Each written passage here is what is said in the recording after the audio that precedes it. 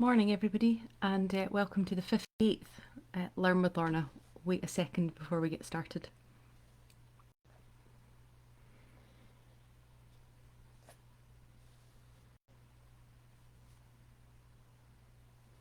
Hi, Eleanor.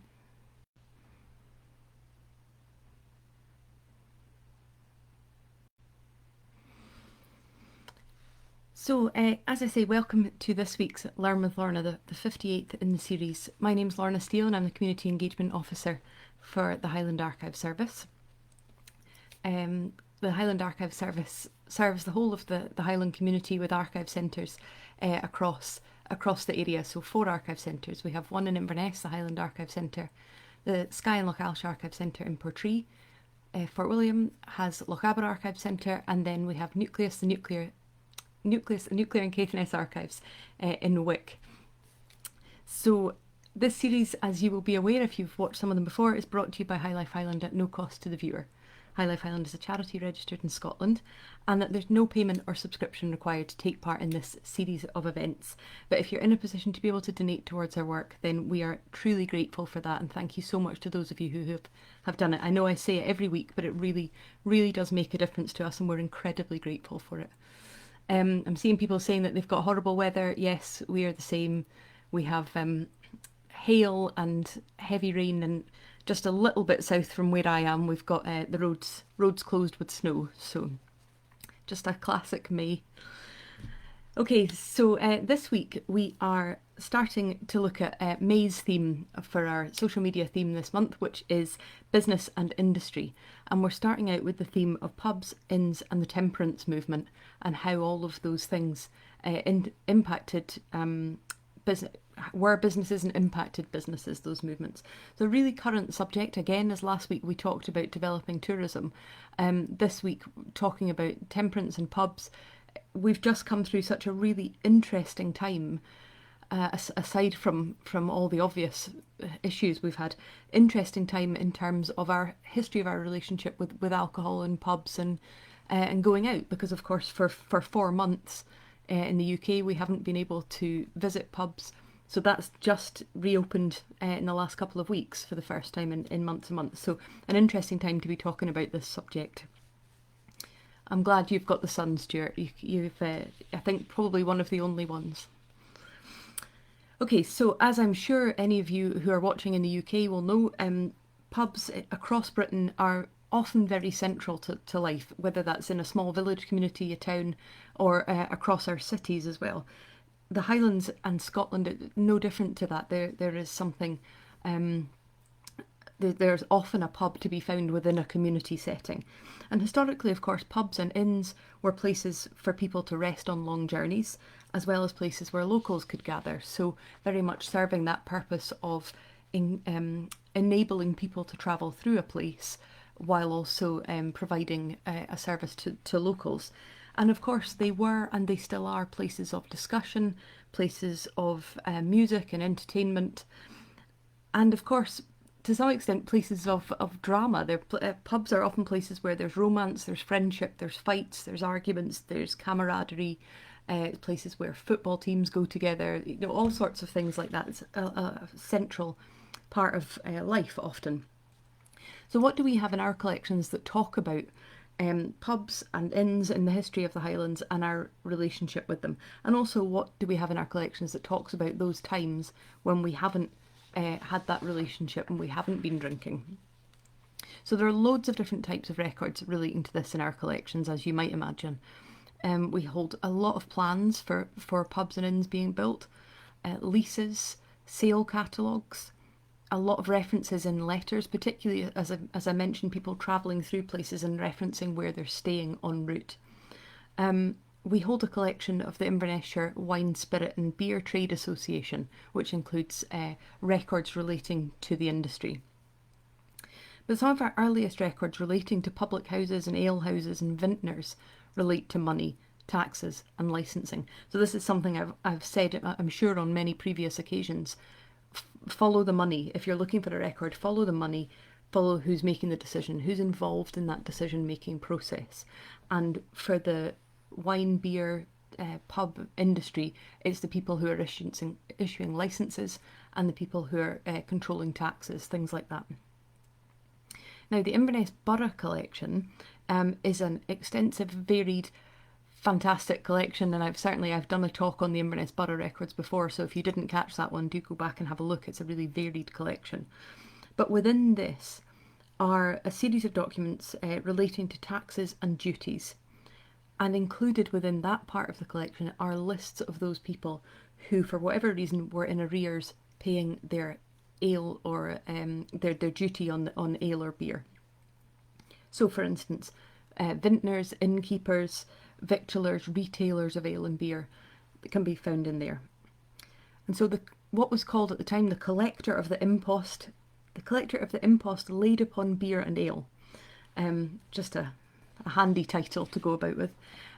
He would create a list, go around collecting the taxes, and then make a list of all of those who couldn't or wouldn't pay, and then submit that list to the magistrates. And so these are the lists that we hold within the borough records.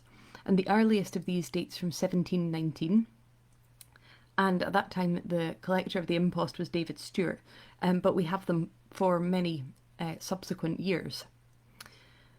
Also within the borough records are items including publicans' certificates, weights and measures information, always really central to the operating of a borough, to make sure that everybody's weights and measures are the same. People are, when they're giving something out, they're giving the same measure as is the same as everywhere else. Also within the borough records, receipts for importers of foreign wine and spirits, all sorts of things in there. And as I say, it's to do with who's controlling the industry. Other documents within that collection and within our court collections, which again I've spoken about the court records before, relate to the production or the sale of excisable liquor without a licence. So this will be the illicit stills, illicit distilling and smuggling to some extent. And one example of this can be found in our Sheriff Court records, and it's from the 5th of June 1832, and it's the story of the excise officers. It's just all Compton Mackenzie and whiskey galore. The excise officers Hugh MacDonnell and William Tulloch, and they were visiting places looking for evidence of illicit stills, and they inspected a bothy in Glenmoriston. And when they went into the bothy, they found smuggled whiskey in there and utensils for making illicit alcohol. And so they set about to destroy what they had found there so that it couldn't be of any value anymore. But they were disturbed by the people who had created this. So they were disturbed by Alexander MacDonald and Duncan MacDonald of Achlean and John MacDonald or MacHamish of Dalriachet. And it says in the document that on discovery, they aimed blows at them with axes, threatening to kill the excise officers if they destroyed their precious stash. And so MacDonnell and Tulloch fled for their lives, and an arrest warrant was issued for the MacDonalds. So it's always been a tempestuous relationship. And it was, of course, key then to have a licence to sell alcohol. And so within our collections at the Highland Archive Centre, we also hold the registers of licences. Now, one of my colleagues, Graham, this is one of his absolute favourite collections, really interested in the story of pubs and inns and how we've have reacted and do interact with them. Now, the earliest registers of licences that we hold, now these are issued by the licensing court, and the earliest one we hold is from 1765, and we have many across the years up until the 1970s. And these are the things sometimes people will come into us if they're trying to work out how long a particular pub has been in operation.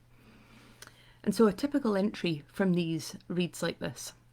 At Inverness on the 25th day of October 1777, in the presence of William Ingalls, Baillie, within the Town Hall, to grant licences in terms of the Act of Parliament made thereanent. So they're opening saying, we're here to discuss granting licences in respect of the Act of Parliament relating to the licensing laws. And incidentally, that William Ingalls, who on that particular date was the one issuing the licences, is another example of how interconnected these records are. So William Ingalls was a merchant, a banker, He owned the King's Mills estate, which, if any of you are familiar with Inverness, you will maybe know of the King's Mills Hotel. He was going on to be Provost of Inverness, so the equivalent of the Mayor, and he was heavily involved in the establishment of the Inverness Royal Academy, of the Royal Northern Infirmary.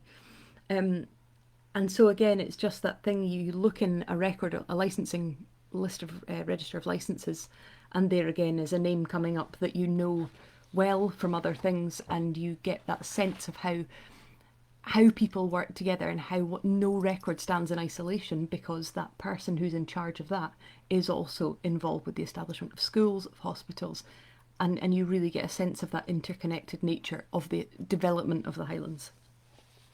Now, this list of register of licences then goes on to list the names of those allowed to sell alcohol, and also the locations that they're allowed to sell alcohol from. And it's interesting to me to note how many of those licensed vintners and retailers had other jobs. So a lot of them are listed as coopers, as square wrights, as glovers, messengers, things like that. But they've got their licence to sell alcohol, and many of them are selling alcohol out of their own house. But by the time we come to the mid-1800s, the Statistical Accounts, which I'm sure you'll be familiar with because I know it's something that I go on about a lot, they're a fantastic resource. The Statistical Accounts reveal how many pubs and alehouses could be found within each different parish, and what effect they were having on society. So I wanted to read you just a handful of little extracts from Statistical Accounts to illustrate this point. So, for instance, Bracadale, a parish in the Isle of Skye, says, there are 5 licensed whisky houses, and whisky is retailed in various other places within the parish, to the manifest injury of the temporal interests of the people, and the progressive and sure destruction of their morals. The Statistical Account for the parish of Wick from 1845 says, habits.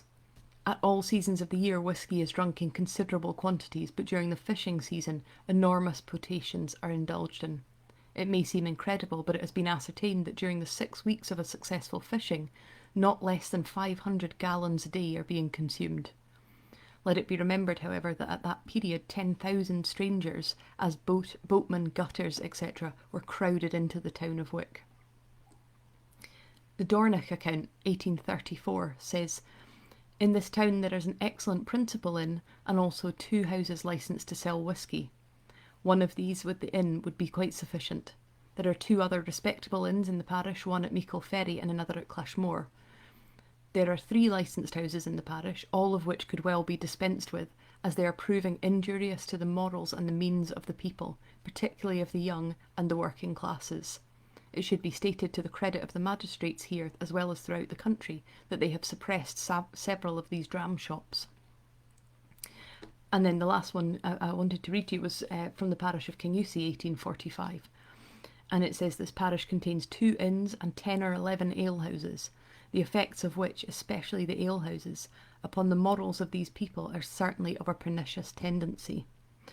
So, and it's interesting, that Kingussie one goes on to talk about the development of the growth of trade and communication and transport, and how all of that again is interconnected, and that opening up of the Highlands, and that the roads going through and communications going through really increased the need for people to stop in the town and visit. So again, that interconnection. Yes, Fiona, I'm seeing your comment. You can absolutely tell that they're written by ministers, and you can in several other respects as well.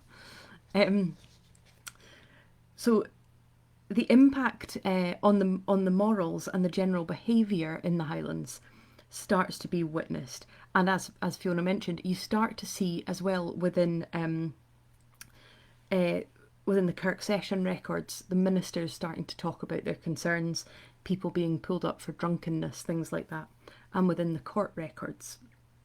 And I wanted to share one particular story with you, which is from our Baillie of Dunane collection. Now, Baillie of Dunane collection is phenomenal, and I've got scheduled in towards later in the year a talk about that collection, because it is one I reference quite a lot.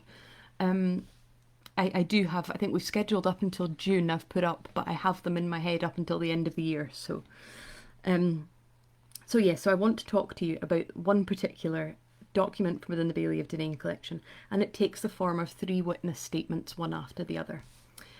Before I go on to say that, Martha, I'm seeing your comment, what's the difference between inns and alehouses? I believe the difference between those two would be that an inn would have rooms for people to stay in. But if I'm incorrect, I'm sure somebody will correct me. Okay, so this is the story from the Bailey of Dunane collection, and this tells the story of what happened on the 21st of July, 1811, between 10 p.m. and 11 p.m. at the inn at Glengarry.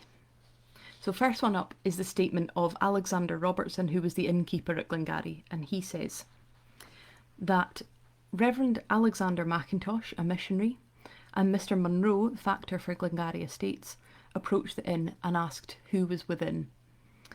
He answered them, said who was in, but advised to Munro and Mackintosh not to join them.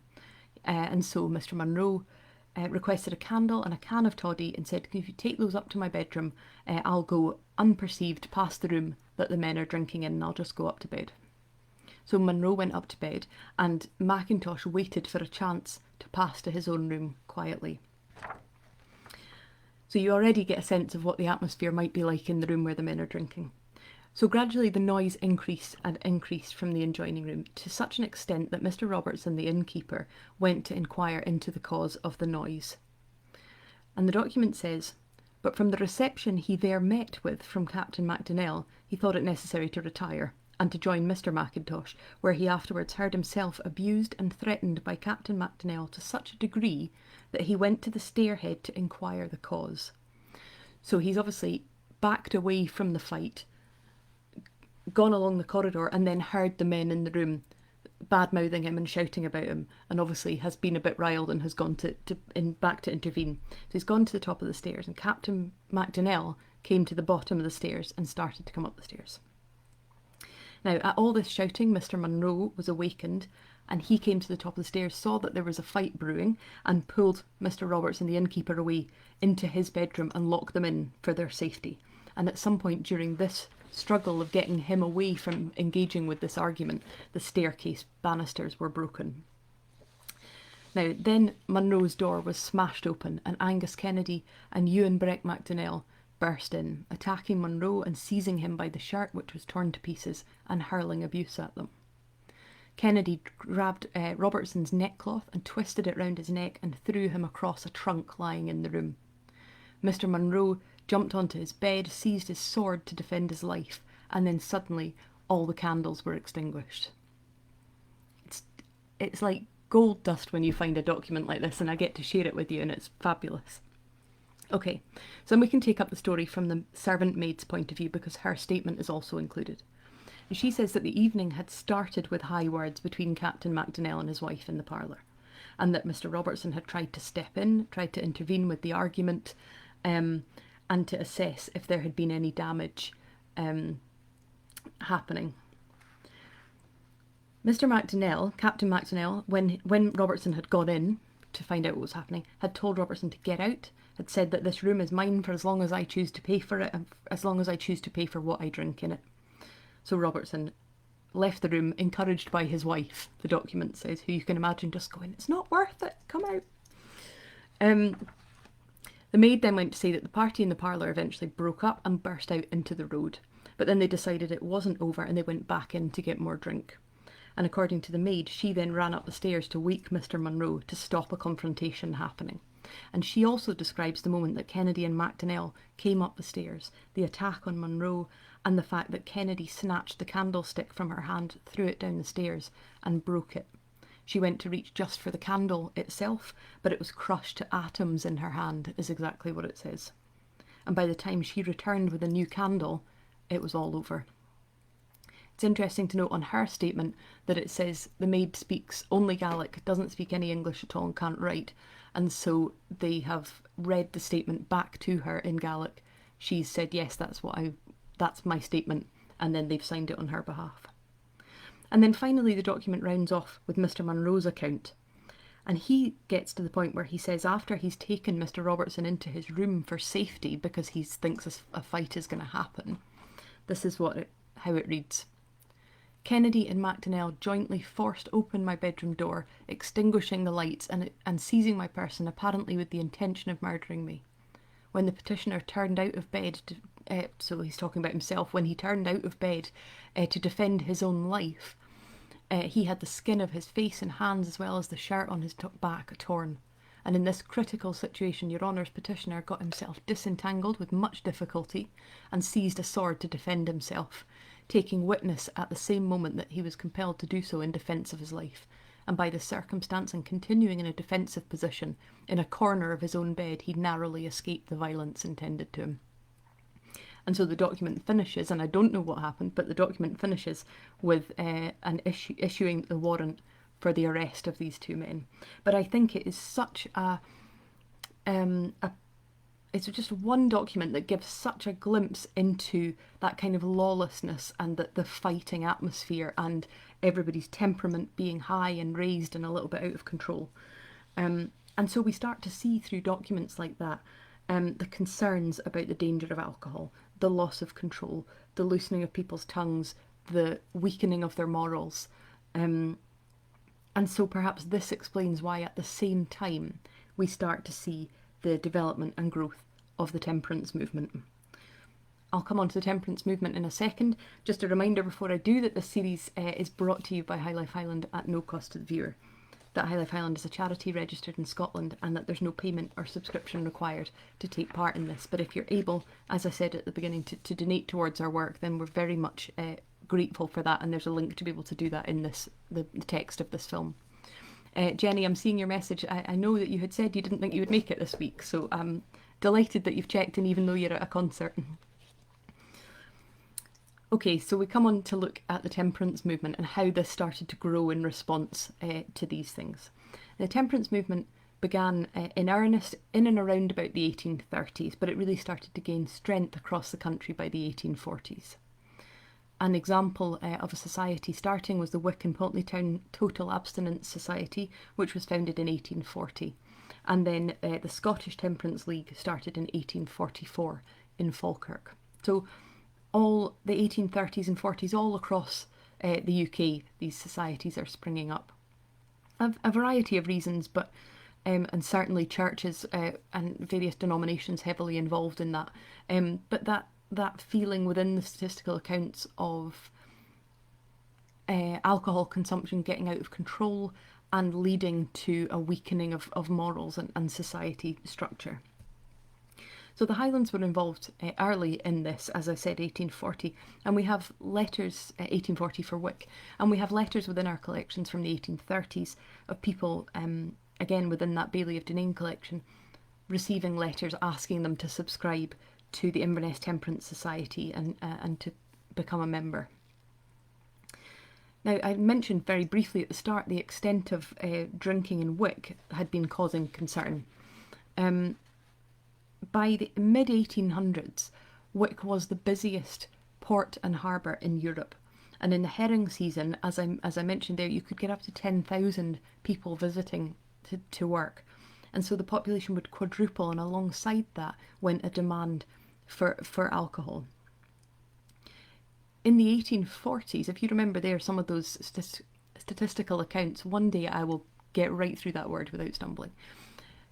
From those early statistical accounts, a lot of the parish is talking about having 2 or 3 inns or alehouses and being concerned about that. In the 1840s, Wick and Poultneytown had 41 licensed premises.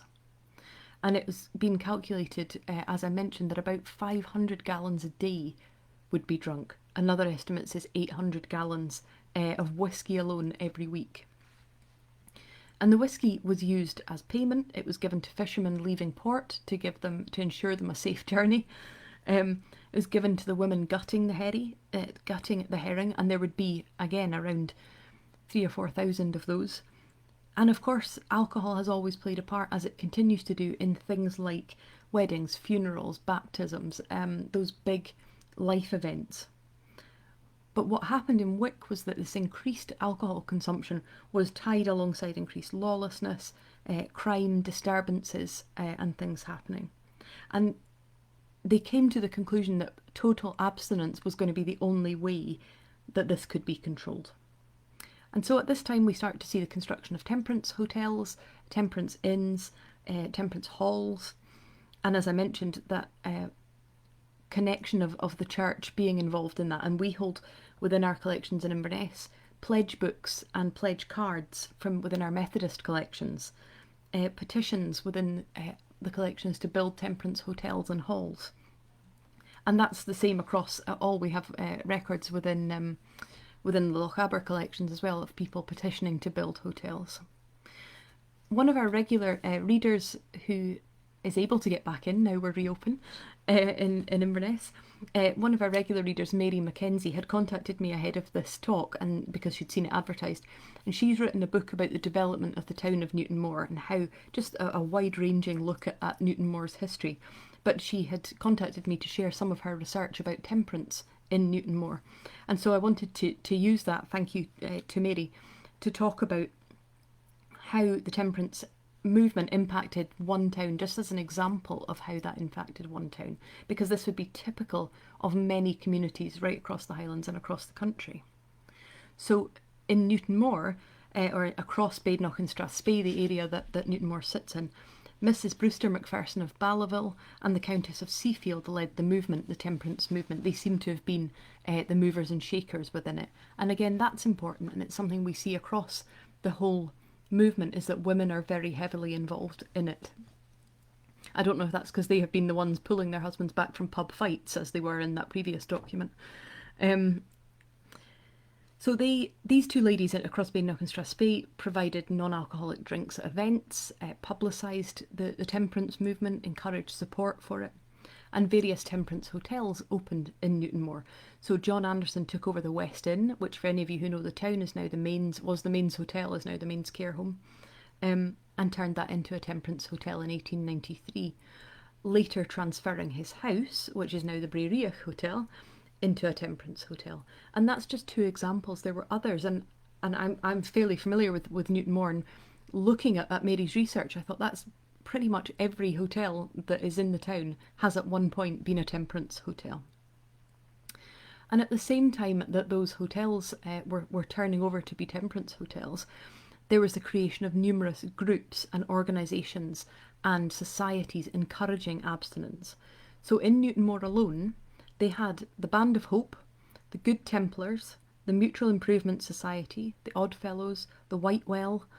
So within that alone, and that's not to mention the the churches who would be involved in that as well, and other organisations. So it's a really interesting insight to see just in that one town how many hotels being taken over, how many societies being set up.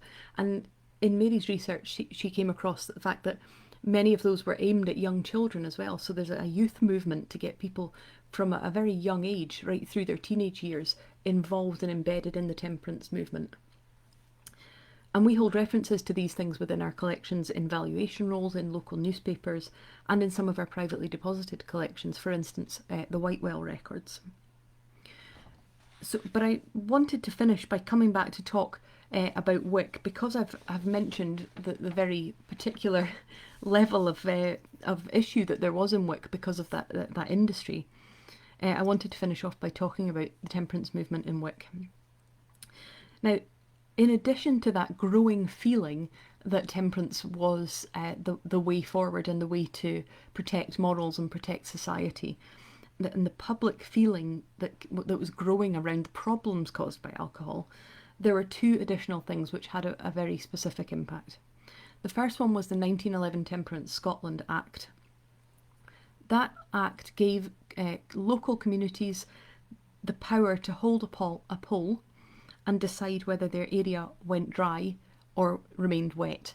So I'm not sure how widely the terms wet and dry apply across other countries. Maybe somebody could answer that. But they had the power to decide within a community whether they would become a temperance community, a dry community.